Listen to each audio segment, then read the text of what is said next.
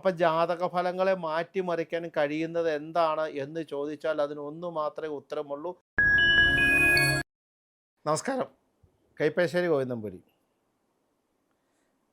നാമജപത്തെക്കുറിച്ച് ഒട്ടനവധി കഥകൾ, ഒട്ടനവധി കാര്യങ്ങൾ, ഒട്ടനവധി നാമജപങ്ങളെക്കുറിച്ച് നമ്മൾ നമ്മുടെ ജ്യോതിഷ വാർത്തയിലൂടെ നമ്മൾ സംവദിച്ചിട്ടുണ്ട്. ഒരുപാട് ഏകദേശം നമ്മുടെ മൊത്തത്തിൽ, അതായത് ഇന്ത്യയിൽ മാത്രമല്ല, ഈ മലയാളികൾ നിറഞ്ഞു നിൽക്കുന്ന എല്ലാ രാജ്യങ്ങളും ഉൾപ്പെടെ ഏകദേശം 5 ലക്ഷം പേരിൽ അടുത്ത ആൾക്കാർ എല്ലാ ദിവസവും ജ്യോതിഷ വാർത്തയിലൂടെ മാത്രം, അല്ലെങ്കിൽ നമ്മൾ പറയുന്ന ചാനലിലൂടെ മാത്രം നമ്മുടെ നാമങ്ങൾ ഏകദേശം 5 ലക്ഷം പേര് എല്ലാ ദിവസവും നാമം ജപിക്കുന്നുണ്ട് എന്നുള്ളതാണ് എൻ്റെ അറിവ്.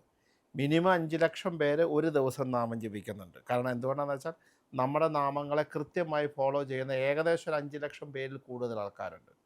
5 ലക്ഷം ആൾക്കാരുണ്ട്.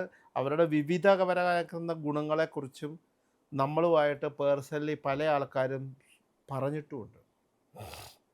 അതിൽ നമ്മുടെ ചാനൽ തന്നെ ഏറ്റവും കൂടുതൽ നാമജപത്തെ പറയുന്നതും, അതുകൊണ്ട് തന്നെ അതിൻ്റെ കീഴിൽ ഒത്തിരി പേര്, ഒരുപാട് പേര്, ലക്ഷക്കണക്കിന്, അതാ പറഞ്ഞാൽ ഏകദേശം 5 ലക്ഷം പേരോടും കൂടി നമ്മുടെ കീഴിൽ നാമം ജപിക്കുന്നുണ്ട്.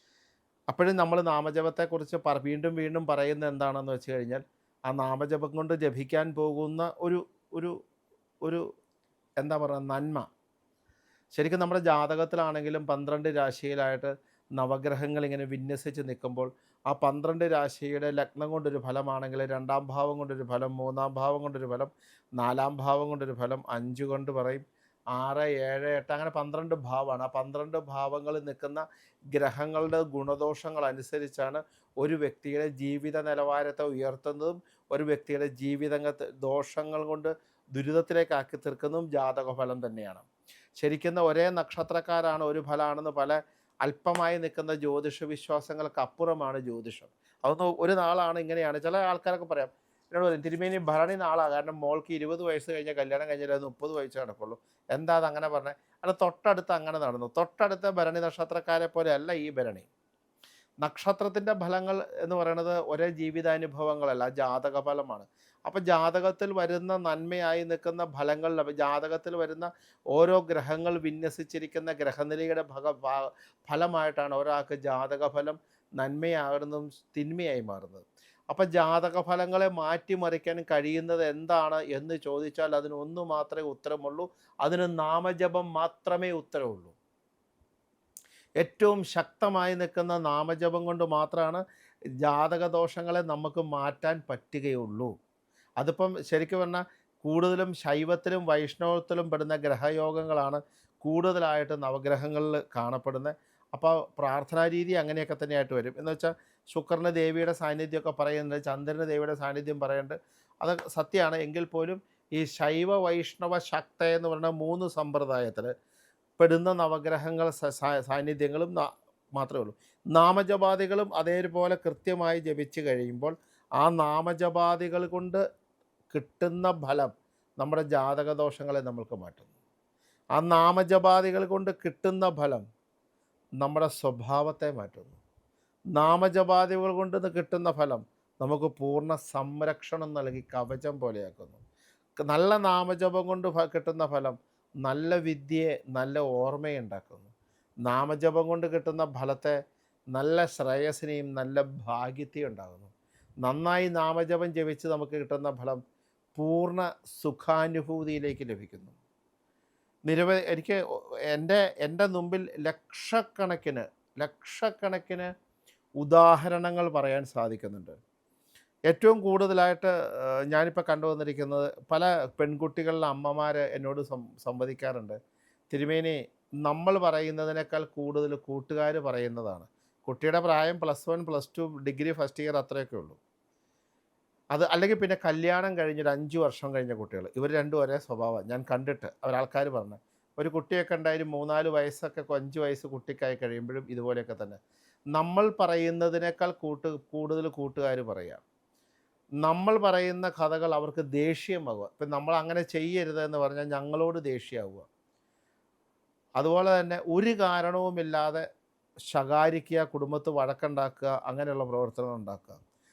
വിവാഹം കഴിക്കാത്ത കുട്ടികളാണെങ്കിൽ മാതാപിതാക്കളോട് ദേഷ്യപ്പെടുക, വിവാഹം കഴിഞ്ഞ പെൺകുട്ടിയാണെങ്കിൽ ഭർത്താവിനോട് ദേഷ്യപ്പെടുക, എല്ലാത്തിനോടൊരു പുച്ഛമായ ഭാവമാണ്. എൻ്റെ മോൾ എങ്ങനെയാണ് നന്നാവണ്ടേ എന്ന് ചോദിച്ചു വരുന്ന ഒത്തിരി മാതാപിതാക്കൾ വളരെ രഹസ്യമായിട്ടാണ് ചോദിക്കണത്.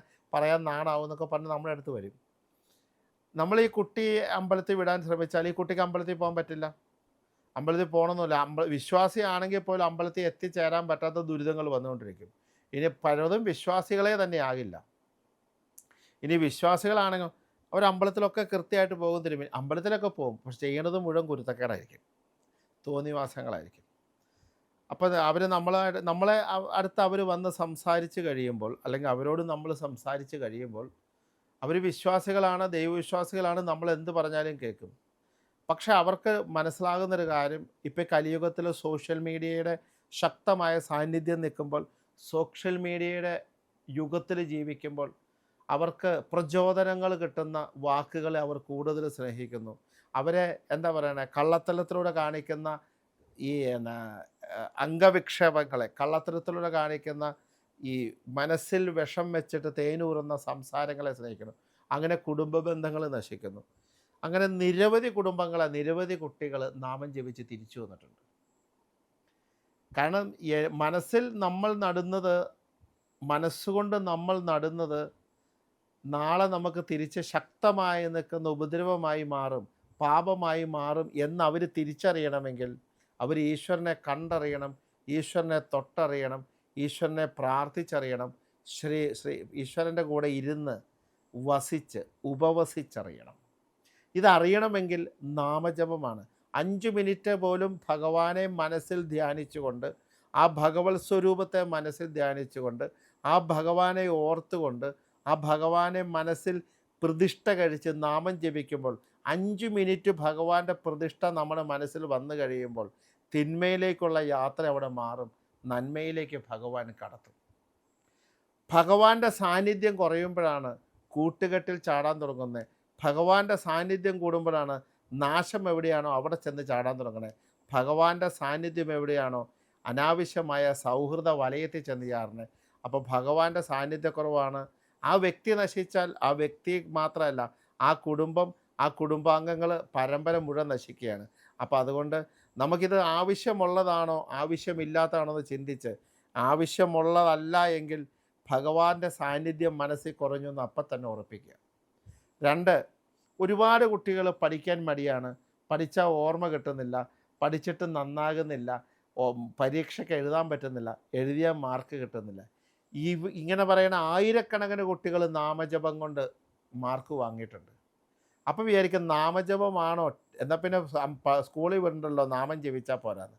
അല്ല, നമ്മൾ ചെയ്യുന്ന വിദ്യ, അല്ലെങ്കിൽ വിദ്യയ്ക്ക് കിട്ടുന്ന അനുഗ്രഹം, ആ വിദ്യ കൊണ്ട് ഉയരാൻ കിട്ടുന്ന ഭാഗ്യം, അത് നാമജപത്തിലൂടെ ജപിക്കുന്നു. അവൻ്റെ മനസ്സിൽ ഈശ്വര സാന്നിധ്യം വന്നു കഴിയുമ്പോൾ, ആ ഈശ്വര സാന്നിധ്യം കൊണ്ട് അവന് കോൺസെൻട്രേഷൻ എന്ന് പറഞ്ഞ മൈൻഡ് കിട്ടുമ്പോൾ, ശാസ്ത്രീയപരമായും ആധ്യാത്മികപരമായും അത് അവൻ്റെ മനസ്സിനെ പെർഫെക്റ്റാക്കി കഴിയുമ്പോൾ അവൻ ചെയ്യുന്ന പ്രവൃത്തികളിലും അതിൻ്റെ പെർഫെക്ഷൻ കിട്ടണം. അങ്ങനെ വിദ്യാഭ്യാസ രംഗത്തിന് അവന് മാർക്കുകൾ കൂടുതൽ നല്ലത് കിട്ടും. അങ്ങനെ നാമം ജപിച്ചു തുടങ്ങുന്നവന് നല്ല കോഴ്സുകളും നല്ല ജോലിയിലേക്കുള്ള യാത്രയാണ്. അതിനേക്കാളൊക്കെ ഉപരി ഏറ്റവും വലിയ ശക്തമായ അനുഭവം എനിക്ക് കാണുന്നത്, ഏറ്റവും സത്യസന്ധമായ സ്വഭാവ രൂപീകരണത്തിന് നാമജപം പോലെ മഹത്തരമായൊരു സംഭവമില്ല. നല്ല നാമം ജപിക്കുന്നവർക്ക് ഏറ്റവും ശക്തമായ മഹത്തരമായ സ്വഭാവമായിരിക്കും. എപ്പോഴും എന്താ പറയണേ, നമ്മുടെ ഈ ഈച്ചകൾ വ്രണത്തെ ആഗ്രഹിക്കുന്ന പോലെ, അല്ലെങ്കിൽ പൂക്കൾ മറ്റേ ചിത്രശലഭങ്ങൾ പൂക്കളുടെ തേൻ കുടിക്കുന്ന പോലെ 2 സ്വഭാവക്കാരാണ് നമ്മുടെ നാട്ടിലുള്ളത്. അപ്പോൾ അതായത് നമ്മൾ എപ്പോഴും ദോഷവശത്തിലേക്ക്, ദുരിതങ്ങളിലേക്ക്, മനുഷ്യൻ്റെ കുറവുകളിലേക്ക്, മനുഷ്യൻ്റെ കുറ്റങ്ങളിലേക്ക് മനസ്സ് സഞ്ചരിക്കാതെ നന്മയിലേക്ക്, ശ്രേഷ്ഠതയിലേക്ക്, ഐശ്വര്യത്തിലേക്ക്, കൂട്ടായ്മയിലേക്ക്, ഇഷ്ടങ്ങളിലേക്ക് നമുക്ക് സഞ്ചരിക്കാൻ കഴിയണമെങ്കിൽ ഈശ്വരം വസിക്കുന്ന മനസ്സിന് മാത്രമേ അങ്ങനെ പറ്റുള്ളൂ. ഈശ്വരം വസിക്കുന്ന മനസ്സിനാണ് ഒരാളെ കാണാൻ, ഒരു സംഭവം കണ്ടാൽ, എന്ത് രൂപം കണ്ടാലും നന്മ അവൻ്റെ മനസ്സിൽ കടന്നുള്ളൂ. അപ്പോൾ തിന്മ നിറഞ്ഞ മനസ്സിനെ നന്മയിലേക്ക് മാറ്റാൻ ഏറ്റവും ശക്തമായ സാന്നിധ്യമാണ് നാമജപാദികൾ. ഒരുപാട് കുട്ടികൾ നന്നായിട്ട് ഒരു കാരണവശാലും പുസ്തകം എടുത്തു നോക്കുക പോലും ചെയ്യാത്ത നിരവധി കുട്ടികൾ വളരെ മിടുക്കന്മാരായി 90% പരീക്ഷ മാർക്കോടുകൂടി പാസ്സായ നിരവധി സംഭവങ്ങളുണ്ട്. നിരവധി സംഭവങ്ങളുണ്ട്. അതെന്താ കാരണം എന്ന് വെച്ചാൽ വളരെ വളരെ ശക്തമായ നാമജപമാണ്. അതിൽ നിന്നൂടെ കിട്ടുന്ന കോൺഫിഡൻ്റാണ്. അതിലൂടെ കിട്ടുന്ന അറിവാണ്. അതിലൂടെ കിട്ടുന്ന ഈശ്വരാനുഗ്രഹമാണ് അവനെ ആ മാർക്കിലേക്ക് എത്തിച്ചത്.